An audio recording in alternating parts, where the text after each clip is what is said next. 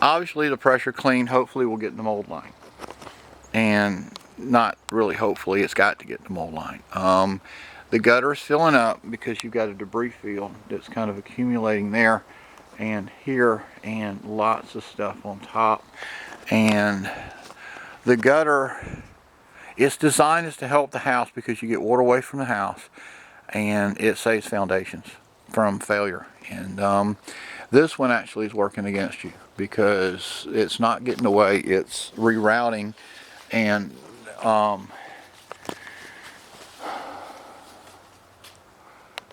if that's not hardy, I would like it to become hardy.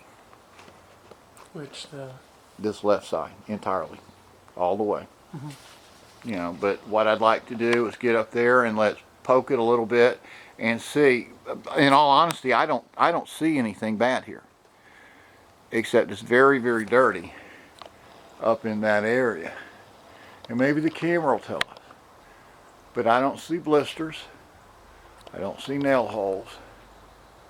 Well, I am starting to see some stuff.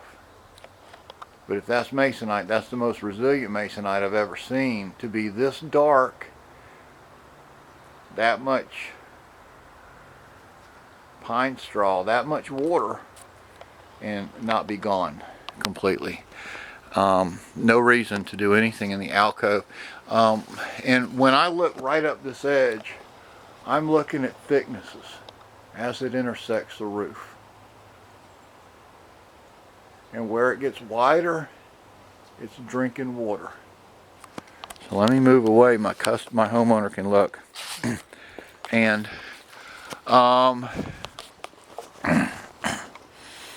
and once you start replacing the roof intersections, you got to do the first board intersecting the gutter. You got to take that 5-foot board. All right, and then if you're going to do the next one, you got to take the 6, and the next one is the 7. You really just can't, you know, take pieces unless it's got a natural seam in it, like board 5. It's a 2-foot piece, and you could just take that 2 foot. This isn't stuff that really lends itself to cutting on the house. I don't like doing that a whole lot because you should have a house wrap here and you start to destroy that. So you should take off a section, and you know, unfortunately that top piece is going to go all the way back, and that's well, no, that's a 5-foot piece. The second piece goes from one to the other. It was like 16 foot, so it'll be 2 12-foot Hardys.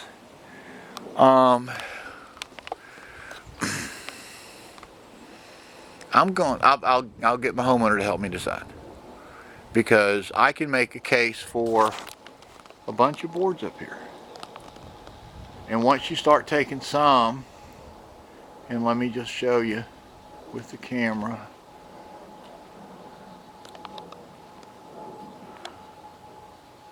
Like that guy.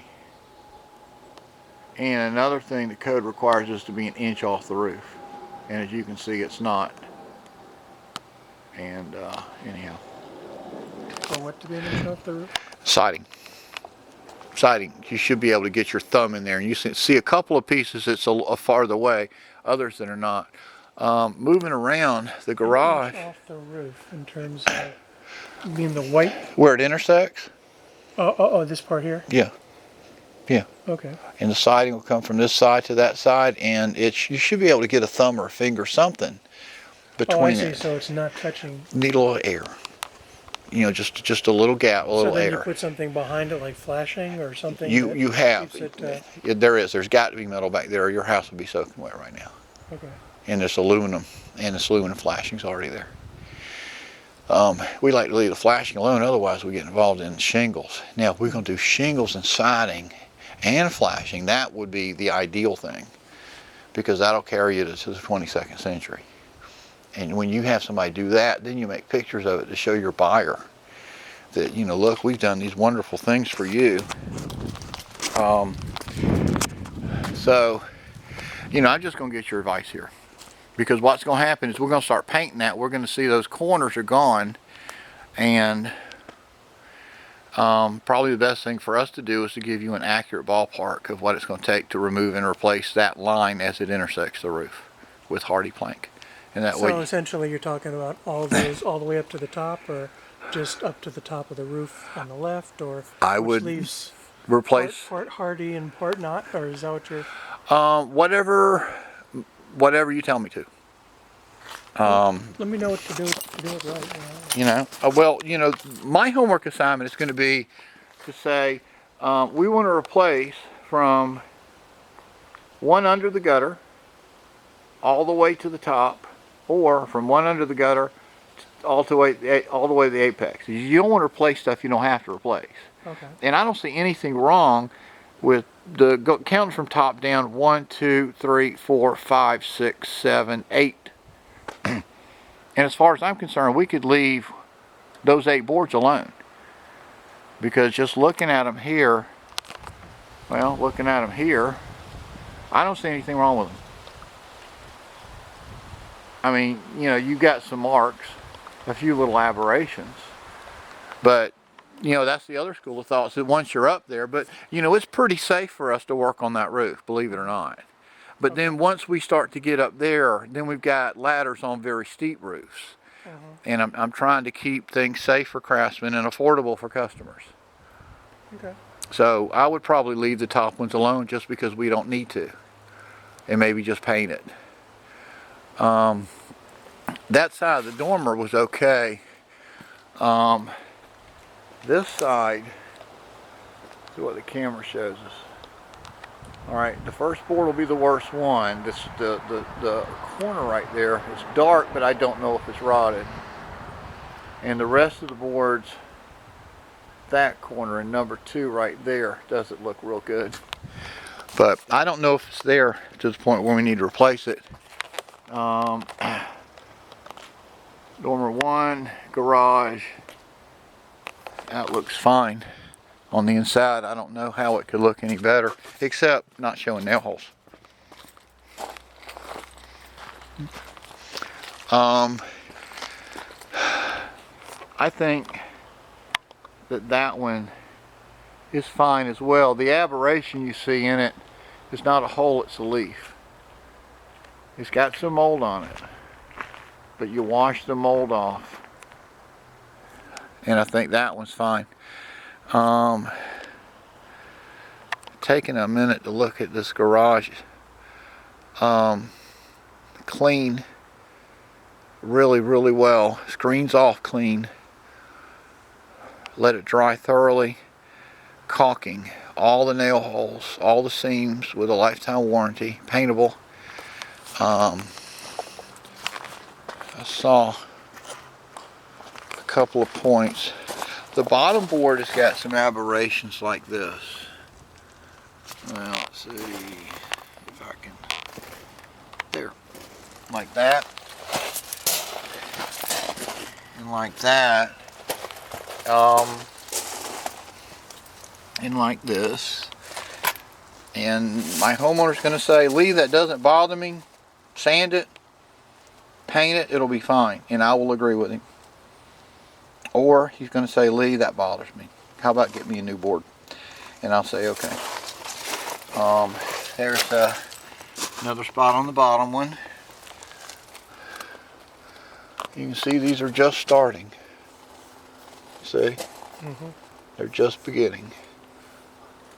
Here. That one. Caulk. 2 coats of high quality Sherwin-Williams paint. Just starting. And I think you'll get another 5, 10, 15, maybe 20.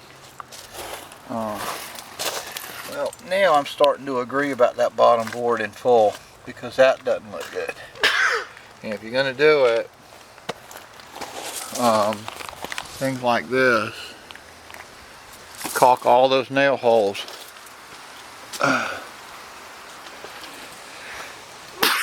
Bless you. Bottom of this. Ooh. And that's supposed to be square. It's not rotted. And I don't want to have to disassemble all this stuff to get to it unless my homeowner wants me to. So let's get some paint on the bottom. And see, that's got a hole in it. The bottom. prime anything.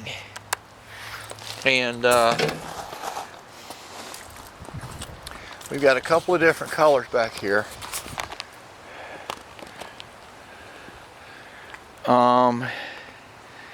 Alright, there's a bottom board here to take off to repair. If we're going to take that off, I'd like to replace that trim board, the bottom 2 feet, with a PVC. That's a 1x3 on one side, a 1x4 on the other side. We've got an outlet that does not come into play. It's the bottom board only, and that bottom board is 3 feet long. A lot of nail holes again. You might have a bad soffit. It's starting to get dark right above the bird's nest. But if it's not rotted, let's caulk and paint it. Pressure wash. You got a bird living in here, you need a cover on that guy right there.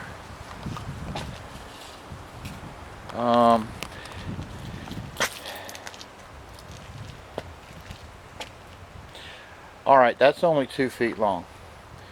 So you can't have holes. So what we can do, that wire's flexible enough, we'll break it loose here. We'll take this 2-foot section off, because that's not good. Critters love places like that. Let's fill up these holes. GE silicone tube, prime and caulk. Actually, we don't have to prime.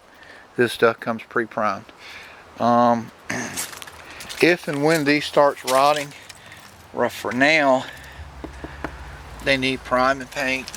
That's all. The windows look fine. And as bad as the gutters are, I don't really see any problem with fascia, because there's a crack in the fascia right there above that window. But it doesn't look like it's failing. Let's look at the roof line on the back side.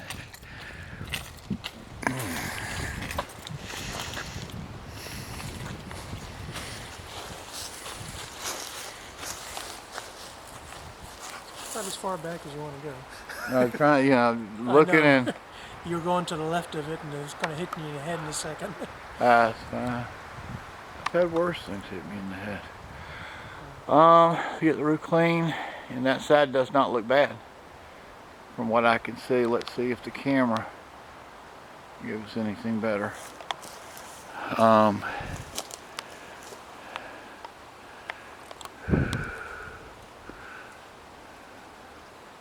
Your boots, I'll get you close up.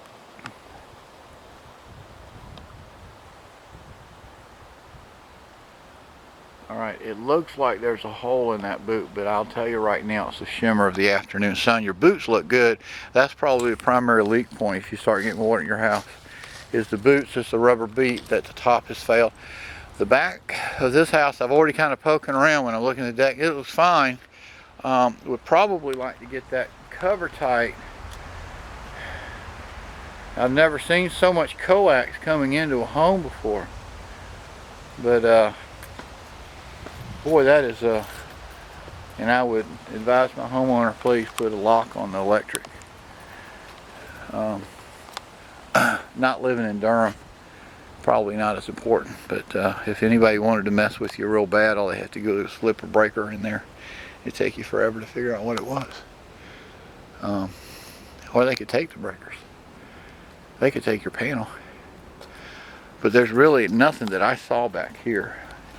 A clean and paint, the bare wood here. But if you use a bare pre-prime, definitely get a bead of caulk around this, because that's a water entry point. Is there? There is. It's good. It was dark. It didn't need caulk. Little scraping, and I think that'll be fine with a little paint on it. Other than that, your installer left your live wire hanging out, and I would kind of like to get some paint on that if it was mine. I'll caulk on that as well as the other one. Hey, kitty cat. Yeah, I'll get you on film. You'll be we'll go viral on YouTube. Yeah, all right, right there. That's what I would be caulking. And you know, little spots like that. But by and large, this siding is amazing. To be in the condition it's in for the environment that it's in. I have seen houses with nail holes like this, broad scale, where you couldn't in good conscience tell your homeowner anything else but remove and replace. And what I'm seeing is, if you do, it will be because of your choice and not a necessity. And that's all. If you sleep better at night, then do it. If you're okay with the caulk, it'll last 20 years, no question. Okay. Now, I guess painting Yeah. goes with the whole thing then.